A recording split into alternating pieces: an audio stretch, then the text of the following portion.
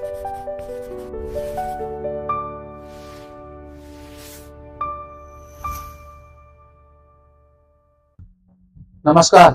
Welcome back.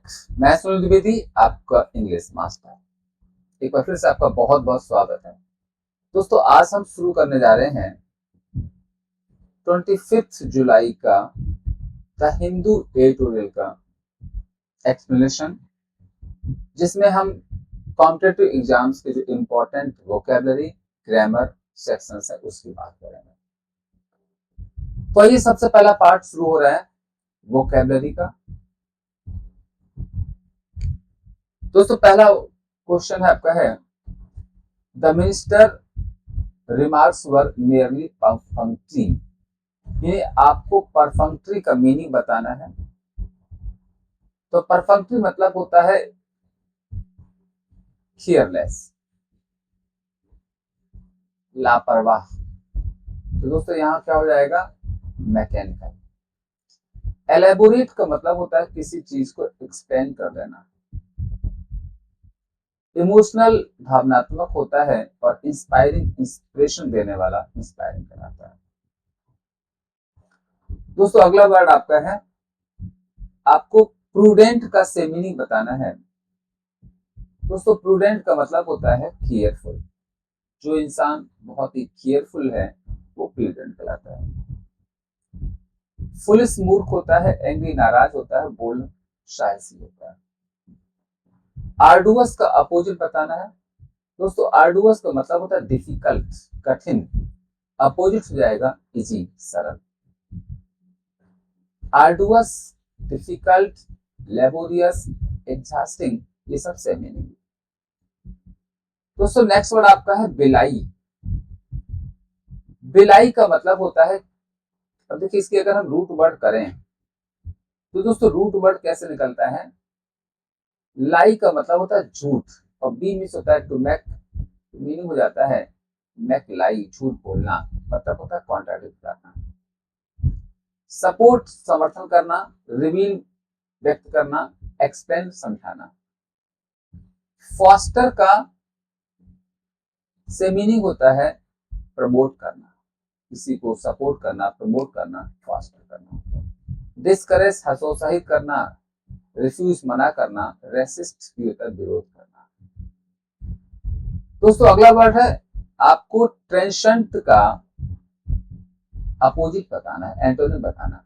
ट्रेंसेंट का मतलब होता है अस्थाई, या टेम्पोरेरी, या फ्लीटिंग, या ब्रीफ, ये सबसे मीनिंग है। और दोस्तों एंटोनिम हो जाएगा परमानेंट, टिकाऊ। नेक्स्ट क्वेश्चन आपका है सेंस्योर।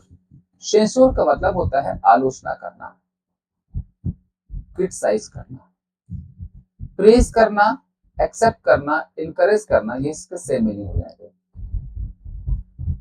अगला वर्ड सिनोनिम बताना है आपको ऑस्टियर का। ऑस्टियर का मतलब होता है सिंपल, सरल। और जो सिंपल सरल होते हैं वो स्ट्रिक्ट होते हैं, ये आंसर हो जाएगा स्ट्रिक्ट। लग्जूरियस मतलब जो लग्जरी यूज करते हैं। प्लीजेंट सुखद होता है, डेकोरेटिव, ये सारे इसके सेम मीनिंग हो जाएंगे, यानी सॉरी अपोजिट हो जाएंगे, ये इसको इंटरनेट हो जाएंगे, लग्जूरियस, प्लीजेंट और डेकोरेटिव। मेटिकुलस का एंटोनिम बताना है। दोस्तों मेटिकुलस का मतलब होता है, मेटिकुलस का मतलब होता है केयरफुल। जो इंसान बहुत केयर करता है वो मेटिकुलस है, आंसर हो जाएगा केयरलेस। एक्यूरेट करेक्ट होता है, थारो कंप्लीट होता है, डिटेल व्यापक होता है।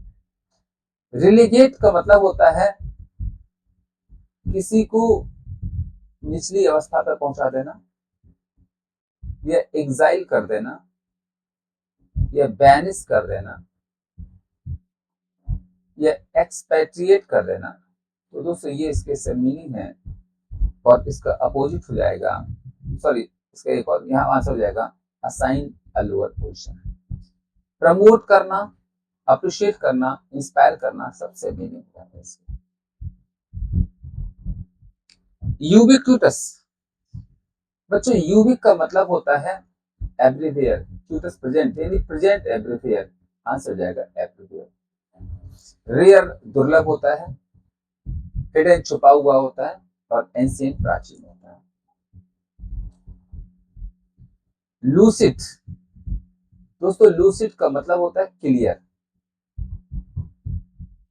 अपोजिट या लूसिड का मतलब होता है लॉजिकल सिंपल, अपोजिट जाएगा कंफ्यूजन।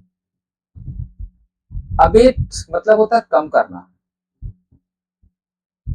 यानी कि रिड्यूस करना। इंक्रीज करना इसका अपोजिट से आएगा सेलिब्रेट, मनाना होता है, और एक्सपेंड होता है किसी चीज को फैला देना, स्प्रेड कर देना। दोस्तों विंडिकेट का सिनोनिम हो जाता है बदला लेना या जस्टिफाई करना कि क्या सही था क्या गलत था। ब्लेम दोष लगाना, इग्नोर होता है किसी चीज को अवॉइड कर देना, टाल देना। रिजेक्ट मना करना। फोर्टिफाई का मतलब होता है स्ट्रेंथन करना, आपको इसका एंटोनिम बताना है, मतलब कमजोर कर देना। डिफेंड बचाना होता है, प्रोटेक्ट भी होता है डिफेंड करना। दोस्तों नेक्स्ट सेक्शन आपका है एरर डिटेक्शन का, यानी आपको इसमें हर पार्ट में एरर ढूंढनी है। The part which has error is the answer. Neither of the players have completed the practice session successfully. दोस्तों जब सब्जेक्ट की बनावट हो, ऑफ लगा हो, इसके पहले एक वर्ड आता है, इसके बाद का वर्ड प्लूरल होता है, लेकिन वर्ब हमेशा इसके पहले वाले को देखती है। तो नाइदर सिंगुलर है, वर्ब सिंगुलर आएगा, दोस्तों यहाँ पर हैव नहीं होगा, हैज होगा। द नंबर ऑफ एप्लीकेंट्स, देखिए एक होता है द नंबर ऑफ और एक होता है अ नंबर ऑफ। बच्चों याद रखिएगा, अगर अ नंबर ऑफ आता है इसके बाद भी प्लूरल नाउन आता है और वर्ब आती है प्लूरल, लेकिन अगर द नंबर ऑफ होता है तो यहाँ भी नाउन प्लूरल होता है लेकिन वर्ब सिंगुलर आती है, यहाँ पर हैव नहीं होगा, हैज हो जाएगा। Hardly had she reached the station when, बच्चों हार्डली के साथ व्हेन लगता है, व्हेन लगा हुआ है, हार्डली के बाद हेल्पिंग वर्ब आता है वो भी लगा हुआ है। ये सेंटेंस हमारा यहाँ पर एक और ऑप्शन से ई, नो एरर, ये सेंटेंस सही है, इसमें कोई भी एरर नहीं। He is more taller than, तो एक रूल होता है कि we should never use double comparative। taller comparative है, more भी यूज है, double comparative नहीं आता है, इसलिए more हटा देंगे, answer B. Every one of the books, देखिए जब भी सब्जेक्ट की बनावट होती है ऑफ के पहले वर्ब देखा जाता है। एवरीवन सिंगुलर है तो वर्ब सिंगुलर आएगा, यहाँ पर वर्ब नहीं होगा, watch. She insisted to accompany, जो insist मतलब होता है जिद करना, और insist के बाद हमेशा on आता है, और on देखिए सिर्फ टू एक ऐसा प्रीपोजिशन है, जब हमारा टू प्रीपोजिशन ऐसा होता है जिसके बाद वर्ब की फर्स्ट फॉर्म आती है, और टू के अलावा कोई भी प्रीपोजिशन होता है तो आइंदी फॉर्म आती है, तो यहाँ पर accompany नहीं हो जाएगा, accompany, आंसर बी, क्योंकि ऑन लग रहा है। No sooner had we started the meeting when, बच्चों याद रखिएगा नो सूनर के साथ जो कंजंक्शन आता है वो व्हेन नहीं आता है, देन आता है, तो यहाँ पर आंसर हो जाएगा आपका सी। अगला है one of my closest friends, मैंने बताया था वन ऑफ हो, नन ऑफ हो, इसके बाद का नाउन प्लूरल होता है लेकिन वर्ब ऑफ के पहले वाला देखा जाता है। वन लगा है, वन सिंगुलर है, एज हो जाएगा। द फर्नीचर, बच्चों फर्नीचर यहाँ पर अनकाउंटेबल है, जिसको सिंगुलर मानते हैं, वर्ब सिंगुलर आएगा तो हैव नहीं होगा, हैज हो जाएगा। He senior than all his colleagues, बच्चों देखिए सीनियर लगा हुआ, तो जब भी हमारा जूनियर सीनियर इंफीरियर होता है उसके बाद देन नहीं आता है, टू आता है। The committee have submitted, committee ने अपना रिपोर्ट दिया है। दोस्तों रिपोर्ट तभी दे पाती है जब कमेटी जो होती है यूनाइटेड होकर खेलती है। रूल कहता है कि अगर हमारा कोई कैरेक्टर नाउन है, अगर ये यूनाइटेड है या आपस में एग्री है तो वर्ब लगाइएगा सिंगुलर और अपना के लिए इट्स लगा। और अगर ये डिवाइडेड है, डिसएग्री है, तो वर्ब लगाइएगा प्लूरल और अपना के लिए देयर लगाते हैं। तो यहाँ पर हमारा कमेटी रिपोर्ट दे रही है, यूनाइटेड है, तो यहाँ पर हमारा है जाएगा और ये इट्स लगा होगा। Answer B. Each of the participants, दोस्तों यहाँ पर देखिएगा ऑफ के पहले ईच लगा हुआ, ईच माने प्रत्येक होता है, सिंगुलर बात हो रही है, यहाँ पर हैव नहीं होगा, हैज हो जाएगा। अगला करें the teacher asked where was I going. बच्चों देखिए टीचर आस्क्ड, जब भी आस्क लगा होता है तो आगे का सेंटेंस अफर्मेटिव बनता है, तो यहाँ पर वेयर वाज आई नहीं होगा, वेयर आई वाज हो जाएगा। Answer B. Scarcely had the match began. बच्चों स्कार्सली हो, हार्डली हो, इसके साथ देन नहीं आता है, इसके साथ हमेशा व्हेन आता है। The news are encouraging. बच्चों न्यूज सिंगुलर होता है, ऑब्जेक्ट नाउन है तो वर्ब सिंगुलर आएगा, इज हो जाएगा। दोस्तों नेक्स्ट हमारा क्लोज पैसेज है। मॉडर्न इकोनॉमीज यानी आधुनिक अर्थव्यवस्था जो है depend heavily on technological innovation, तकनीकी आविष्कार पर डिपेंड करती है। Governments must research while industry should emerging technology. अब देखिए यहाँ पर बात पॉजिटिव हो रही है, तो गवर्नमेंट को क्या करना चाहिए, रिसर्च को क्या करना चाहिए, पॉसिबली यहाँ पर क्या हो जाएगा, इनकरेज करना चाहिए। Answer B. और इंडस्ट्री को क्या करना चाहिए, शुड इमर्जिंग टेक्नोलॉजी, तो इमर्जिंग टेक्नोलॉजी को जो नई नई तकनीक आ रही है उसको क्या करना चाहिए, अपनाना चाहिए। तो यहाँ पर हो जाएगा ए, अडॉप्ट करना चाहिए। विदाउट प्रॉपर रेगुलेशन, क्योंकि जब तक प्रॉपर नियम नहीं होंगे, रैपिड इनोवेशन तेज आविष्कार जो होंगे, में सोशल इनइक्वालिटी, वो समाज में क्या ला सकते हैं, इनइक्वालिटी ला सकते हैं। तो क्या हो जाएगा, इनइक्वालिटी आ रही है, बात पास हो जाएगा वाइडन, यानी सामाजिक इनइक्वालिटी आ सकती है। इसलिए पॉलिसी मेकर को नीड बैलेंस्ड, उनको अब देखिए बैलेंस क्या चाहिए, 34 क्या हो रहा, बैलेंस एक अप्रोच चाहिए, संतुलन चाहिए। और कैसी अप्रोच चाहिए, दैट प्रमोट्स ग्रोथ, जो ग्रोथ को प्रमोट करे, व्हाइल इंश्योरिंग फेयरनेस, और फेयरनेस लाए। Public confidence can only be, और जो पब्लिक का कॉन्फिडेंस है वो तभी थ्रू ट्रांसपेरेंसी, यानी ट्रांसपेरेंसी के द्वारा ही पाया जा सकता है। तो किसी चीज को पाना मतलब हो जाएगा अर्न्ड, ए हो जाएगा। आगे है एजुकेशन शुड आल्सो, अब देखिए जो हमारी शिक्षा है, सिटीजन्स विद डिजिटल स्किल, यानी कि वो डिजिटल स्किल दे। तो बच्चों किसी को कुछ ज्ञान देना मतलब होता है इक्विप करना, तो इक्विप करना चाहिए कौन से digital skill. Countries that fail to adopt, जो कंट्री फेल हो जाती हैं ऐसी तकनीकों को अडॉप्ट करने में कॉम्पिटिटिवनेस, तो वो क्या होती है, कॉम्पिटिटिवनेस में भी पीछे रह जाती हैं। तो पीछे रह जाना मतलब लूज करना।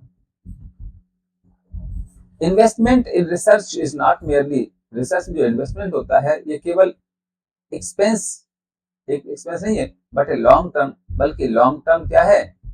अब देखिए यहाँ पर बात पॉजिटिव हो रही है, तो यहाँ पर क्या है, ये खर्चा नहीं, एक इन्वेस्टमेंट होता है, ये हो जाएगा इन्वेस्टमेंट।